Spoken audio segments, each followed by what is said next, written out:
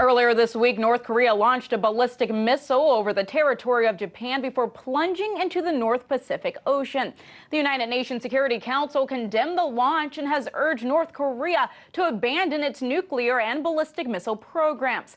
According to a congressional report, the U.S. has 33 warships in the Pacific Ocean, each equipped to launch an interceptor to hit a mid or intermediate range missile, similar to the one launched by North Korea.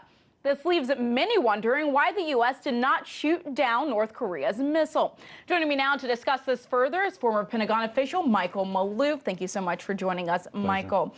Now, Mattis said earlier in August that if North Korea launched a missile towards the U.S., Guam, or other U.S. territories, that it would be shot down. However, we did not see that happen on Monday. Why is that? They determined that the trajectory was not a threat to anybody, even though it flew over Japan. They said that if it looked like it was going to hit a U.S. Asset or a friendly country, yeah, they would have shot it down.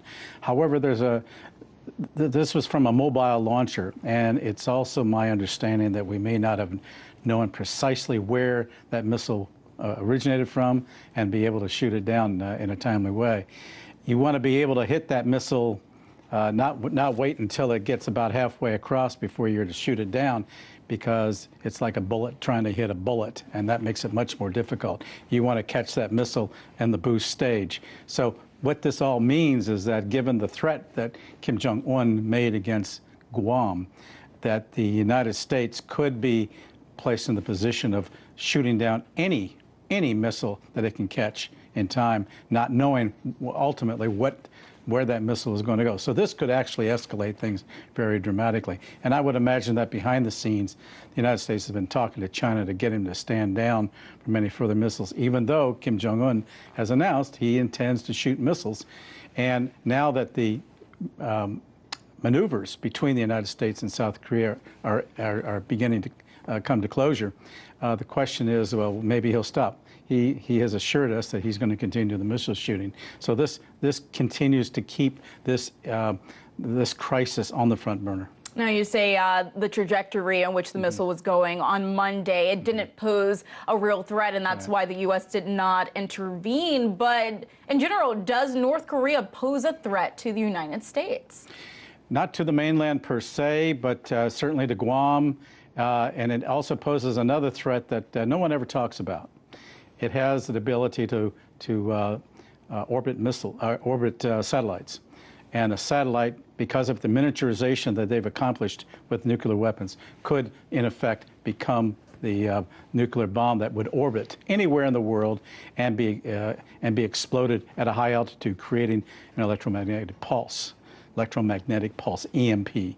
And this is something that we need to be guarding against in the United States, and we haven't been doing that. No one's talking about this potential threat. And I might add, the other potential reason why we may not have shot down the outgoing missile was the fact that, given that it went for so long, there was some concern whether we would even hit it. And because once it accelerates and goes as quickly as it is, there's some question whether we would have been able to hit it, even though we had a subsequent test that proved to be successful. If we had missed, that would have then buoyed the confidence of Kim Jong-un even further. So there's a lot of things in play here that need to be looked at. But if it looks like from the trajectory it was going to be heading to a target that we're concerned about, I think every attempt would have been made to shoot it down. But ideally, what you need to be able to do is hit it in the booster stage, because we don't know what's on that missile, in that missile warhead. All right, we're going to have to leave it there. Okay. Thank you so much. That was former Pentagon official Michael Maloof. Thank you.